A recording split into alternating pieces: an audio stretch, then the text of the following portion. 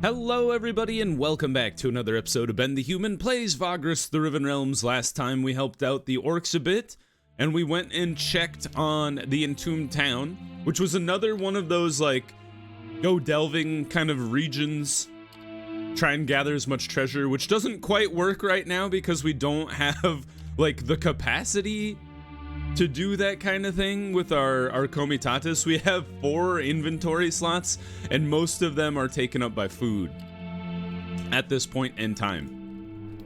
So, oh yeah, and people got the crap kicked out of them kind of in a lot of the combat last episode. So we're gonna be licking our wounds a bit. I would like to go down and check out the Forum of Trophies today,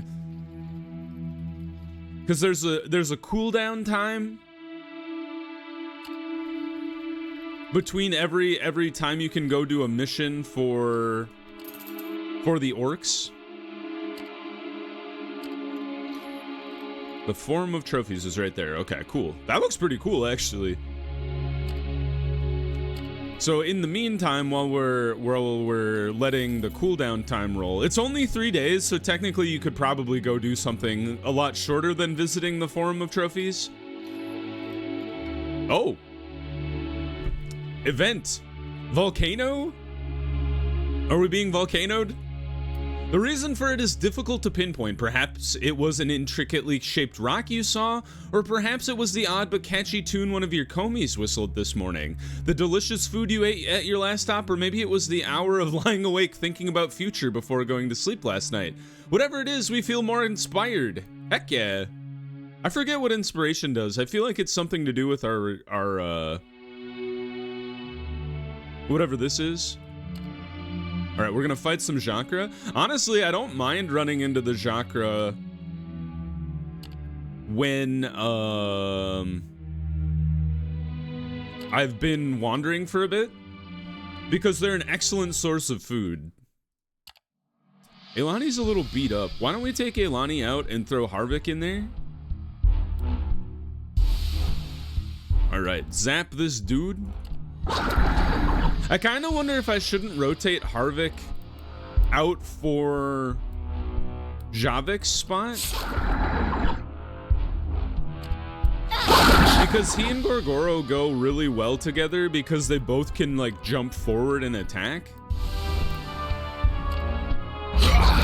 Killed. Well done. Also killed. I don't think I'm gonna be able to kill this guy. He's got too much health. Ow. Thinking. Gotta let the computation cycles roll through. Oh, that guy got to attack twice. What the heck?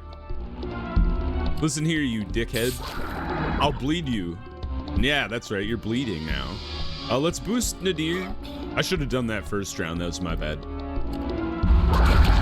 We criticaled him. Let's go for the sweep. There we go. Now we lined him up. And now we knock him down. Good job. Harvick took a that the Elani spot is cursed. He took some shots there. Oh, a man has been wounded in Lego City. Oh, they took one of my workers. What the heck? Pursue. Oh, Harvick got he actually got knocked out of the fight. Did I get my worker back? Did he get eaten? Oh, my worker's gone. That's unfortunate. Taken by the enemy and then devoured, I assume. That's no good because he was kind of, oh, I guess we could lose that one worker. Maybe it's because our vigor's a little higher than it used to be. Look at all this stuff we're just wasting, though. You know what? Let's wait. Let's not put our people to work. But let's max out rations.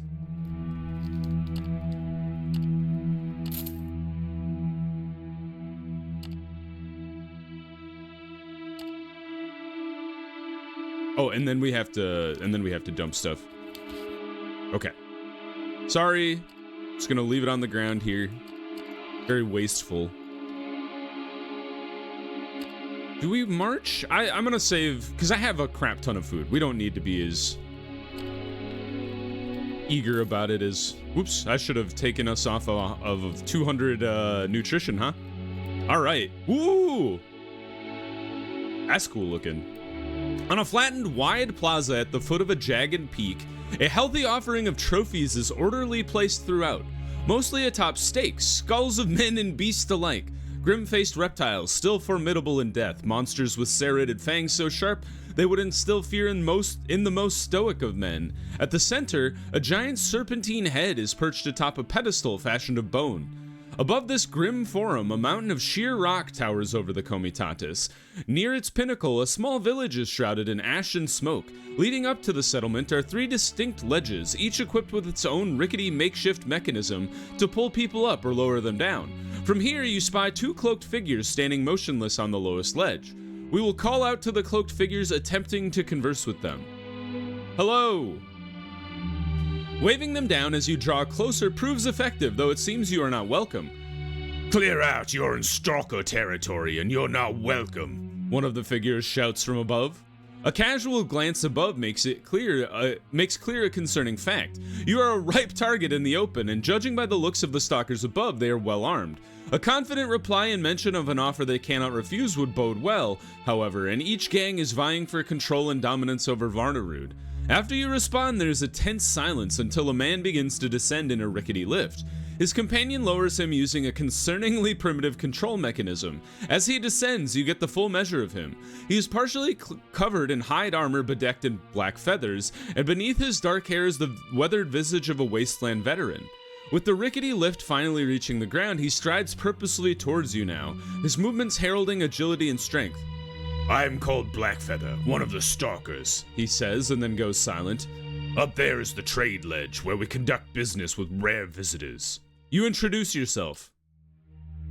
Blackfeather narrows his eyes, appraising you critically before he cants his head to one side. What offer did you speak of? You tell him that you and your partners in Scrapheap can help the Wasteland Stalkers achieve dominance in Varnarud.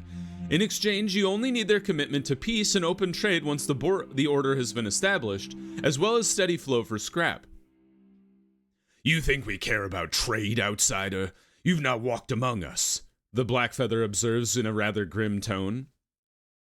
That may be true, you tell him, yet you know that the gang war threatens the lives of them all. Most importantly, the Stalkers, like every other gang, would relish a chance to emerge with power from the conflict. You'll need to speak to their leader, and soon. Blackfeather's features loosen and he calls out to his companion above. As you wish. I will bring down Stalker Prime to the first ledge. Stalker Prime? He says, giving you a once-over. Only your closest allies. Come. You follow him over to the rickety lift, which is circular with a single entrance. Pieces of hide over a bone and wood frame. Inside, there is space for about 6 souls, yet once you stand upon the woven floor, you wonder if it will hold. A musty scent hangs in the air. Slowly yet surely, you are pulled up alongside Blackfeather, and your gaze drifts below, to the forum of trophies once more. From up here, its grisly majesty is made all the more palpable. Soon, at the first ledge, Blackfeather's companion comes into view. The man who comes into view instantly makes your blood run cold. His entire body is wrapped in cloth and hide. Nothing save for his cold, glassy eyes is hidden. It is those eyes he pins you with murderously. This is the cunning one, Blackfeather says nonchalantly, gesturing to his fellow stalker. The shrouded man nods in a barely perceptible fashion, indicating some degree of acknowledgement. Moments later, Blackfeather shouts again, and from high above on the second ledge, the lift begins lowering, the grating sound of its rusty mechanism echoing off the rock face. You wait here with the cunning one, the taut hunter tells you.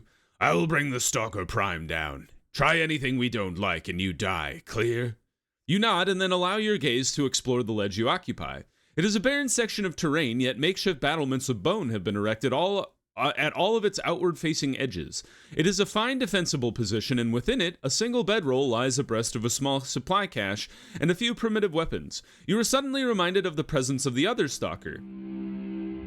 Why you come here? The shrouded cunning one rasps, his tone not all that conversational. You respond, telling him that you came here to parley, but soon learn that this stalker, however cunning his name would purport him to be, does not wish to speak further. He is busy fiddling with the knives at his belt and close enough to reach for the javelin at his back.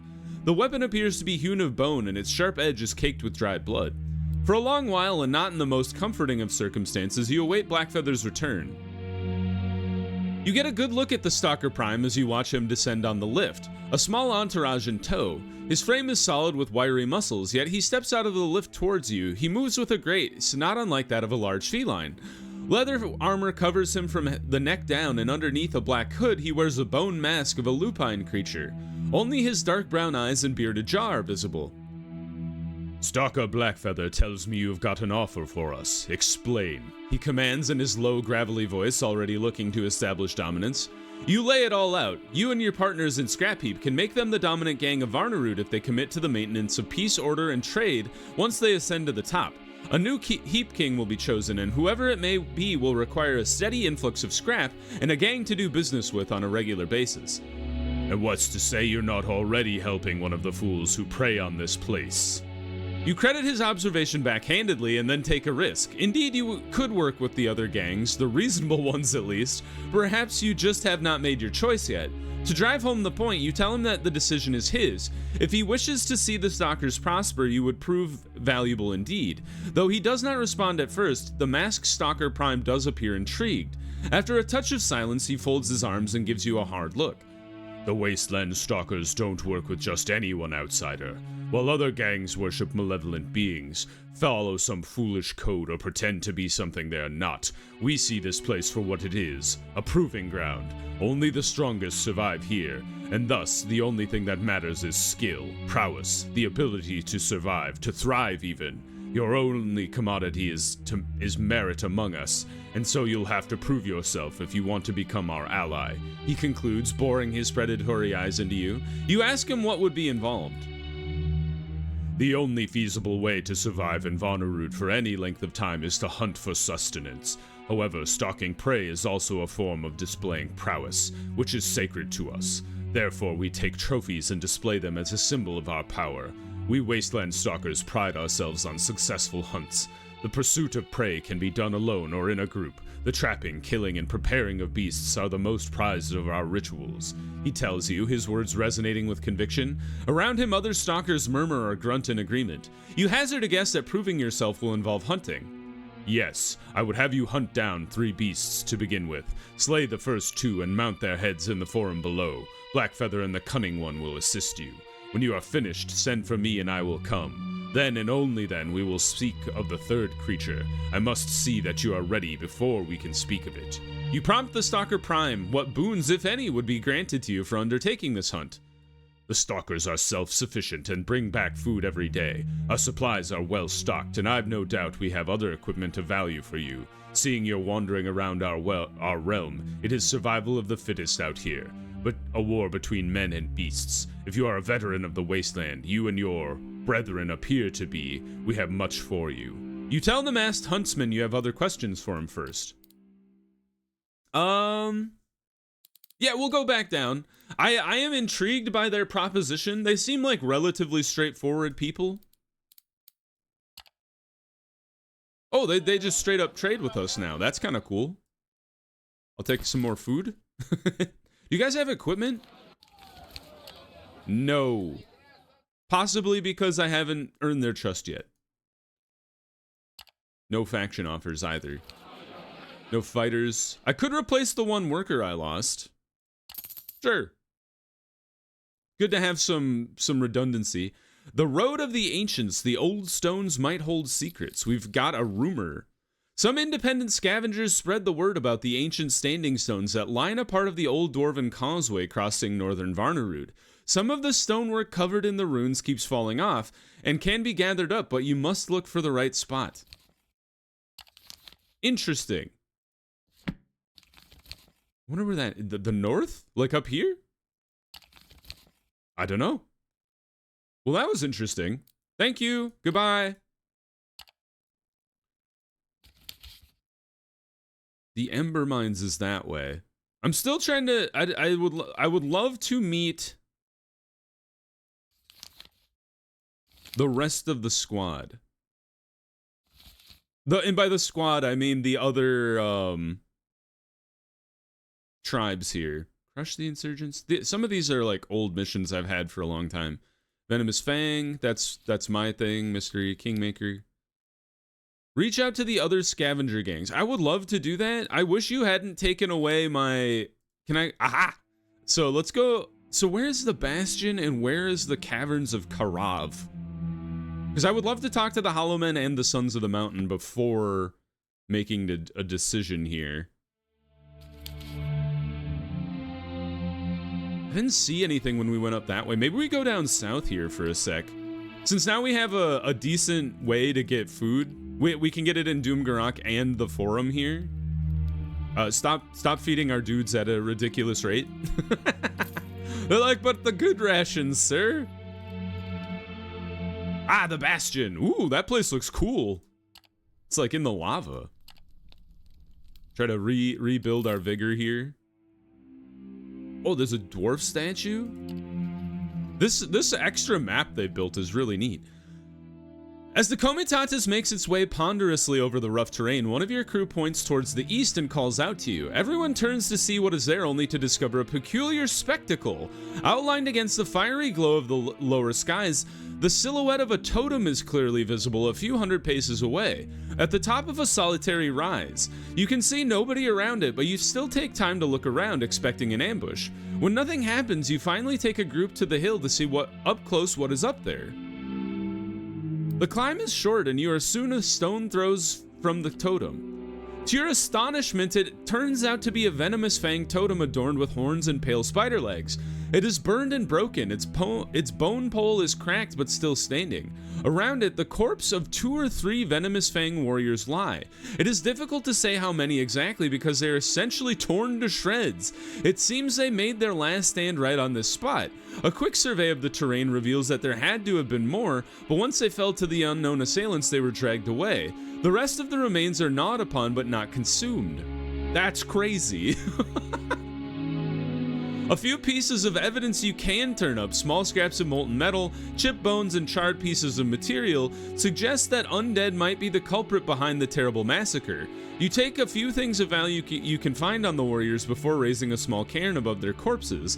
This includes a pretty war horn, probably of dwarven origin. You also pack up what remains of the totem. The Venomous Fang tribe will certainly be interested in it, as well as in what happened to their kin. Holy cow!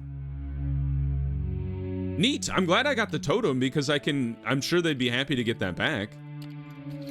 Oh, we'll ditch the chitin. I don't even know. We're not trading here. It's all about survival for the time being. Let's rest up. I still can't quite figure out why my vigor is stuck at 8 rather than 9. I looked through my stats and it seemed like I didn't have any problems. I wonder, hold on, maybe it's these? Ah, yes, -2 max vigor, that's the problem. Mystery solved. I can stop worrying about it. Even hundreds of feet distant from the nearby lake of lava, a sweltering, enervating heat saps your energy. The Comitatus waits beneath a sturdy, fortified tower despite the relentless heat. Beyond, a ruin of broken yet still standing structures characterizes the landscape. Who goes there? A voice booms out from the tower. You are entering the Hollow Men's territory. Identify yourself forthwith. I like his vocabulary. A moment of silence passes before you can identify the figure. Then you notice there are many vigilant armed men behind cover, standing on crumbling battlements and in darkened alcoves. They appear ready to unleash all of Tartarus upon the crumbling structures behind the tower. You respond that you have come to parley. There is no response at first. The Hollow Men merely stand in silence atop their stone structures. Painstakingly quiet moments draw out until finally you see a man emerge from the top of the tower, or the bottom of the tower. He is a stocky build, carrying a spear, and appears ready to strike at a moment's notice. His face is concealed by a battered, closed helm of bronze that appears to have survived countless blows. Save for spaulders hammered together from scrap, he is largely unarmored, sporting little more than torn leather to protect himself. Markings of what appear to be blood and ash are streaked along his naked muscle frame. You should wash up, sir. After a moment of hesitation, he raises an arm, signaling a host of men, all of whom follow his lead and march in formation towards you and the Comitatus. Each is similarly adorned and armed, approaching in lockstep. They ubiquitously wear closed helms and masks that conceal their faces. These helms have been tampered with, hammered haphazardly to make removal difficult, and concealment near absolute, and have an ominous, almost masochistic quality about them. Who wants to parley? The lead figure asks in a contemptuous timbre, his voice muffled behind the donned helm. You make your introductions, and again he does not react for a time. After indicating that you may be able to help him and his ilk, he responds, And what makes you think we give two shits, wastrel? Before you can answer, another fellow steps forward from the group. He is similarly adorned, though his weapon, a gladius, is sheathed at his side. The Praetorian would surely wish to parley with this outsider's scorn. Show our new would-be friend a morsel of consideration. A rebuke from the first man is swift and without constraint. Shut the fuck up before I skewer you like a fish out of water, stauncher. A cacophony of voices among the gathered guard drowns out the brewing argument.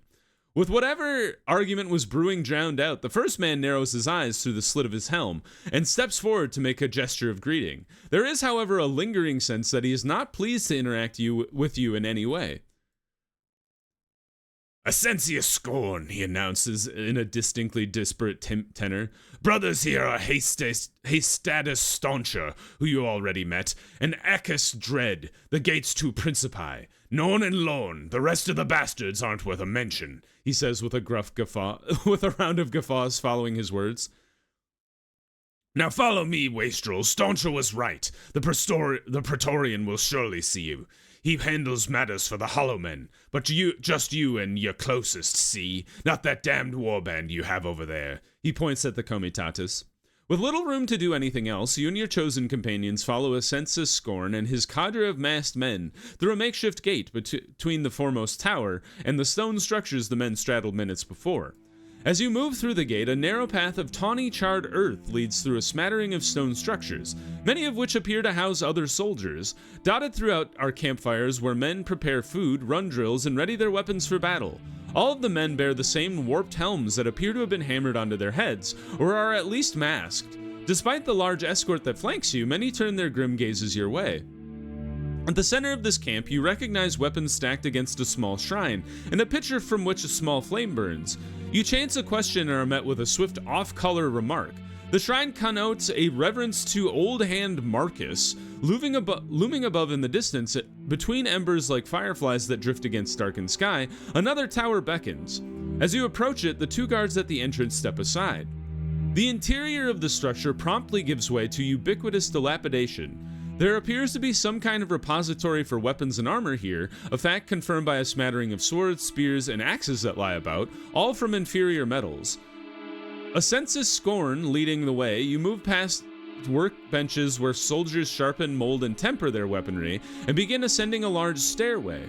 As the stairs wind in a spiraling fashion around the tower's stone innards, you pass two floors. One is a common room and the other contains a half-dozen bedrolls splayed out beside each other. Clearly, these are where some of the Hollow Men take their rest. The tower's interior appears to have been reinforced with whatever these warriors had on hand. Although it is still a crumbling ruin, they obviously care about its structural integrity. Continuing to climb the stairs reveals a busy room of obvious significance. Good grief. It is a makeshift war room. A large stone slab with a model of Varnarud stands at the center of the room, with a host of men presiding over stone figurines positioned at various locations around the region. The men themselves are many, but as you enter, one in particular, an old-timer judging by his grayed beard and the papyrus-like skin at his neck, turns to a sense of scorn, irritation in his eyes. Why are you here, Scorn? Brought us another bloody traitor, have you? Despicable! You watch the soldier, wondering if he will react similarly to how he did at the gate, yet he does not. It is clear that he is bristling, though for whatever reason he holds his tongue. Seeking to diffuse the tension, you introduce yourself to the crowded room of helmed and masked men. Quiet ye! The old-timer bellows. Not your bloody turn to speak, bloody nerve of these outsiders. 'Tis like they're in scrap heap, the man admonishes. Alright, I'm already not liking the Hollow Men. From behind the men surrounding the board, a newcomer peels himself off from the conversation with another soldier. He steps towards the grizzled veteran and lays a gloved hand across his shoulder. He's a formidable presence, all taut muscle in a youthful tall frame, face entirely hidden behind a bronze mask with spikes protruding from its sides. "That's no way to greet a guest in the bastion, Evocatus," he says smoothly. "Come, outsider, explain yourself. What brings you to our camp? Make it quick, we've much to attend to, as you can see." Okay, this is the guy in charge. I thought it was the old man who was yelling at me. Moving with the flow and tenor of the conversation, you quickly summarize that you are contemplating making the Hollow Men the dominant force in Varnarud. The proposition you put forth demands only that they maintain peace and order when they emerge as the foremost power, as well as supplying a steady influx of scrap to conduct trade with your partners in Scrap Heap. "Ah yes, a fine offer, but tell me, what's in it for you?" You speak only the truth, explaining that once the conflict between the gangs is settled, you'll have some say in who will rise to become the new king of Scrap Heap. You play a part in carving out Scrap Heap's future, and therefore the future of the region writ large, which will indubitably hold rewards for you. "Interesting," the masked man says. "And have you approached the other gangs with the same offer? Doing so would only be prudent. You elect to stay silent, and though he is an intimidating presence, you almost get the feeling that the man is smiling behind that mask of his, if only for a moment. I won't hold it against you, but I also advise you to abandon hope when it comes to the other gangs," he tells you, deep voice resonating behind the metal mask. "The burners and cannibals might seem the worst, but they may not be the most dangerous, and the others are equally deluded. We Hollow Men are the only group that understands what this place truly is. Tartarus made manifest. The only thing it has to offer is penance. It isn't a proving ground or a chance to reclaim a glorious past long lost. Not a treasure trove and a haunt of not eldritch beings that thirst for worship. The chance for penance is its only worthy quality. It is solely for the reason that the Hollow Men originally came here, and later formed into the fighting force that you can see now." He glances around, but none of his men meet his gaze.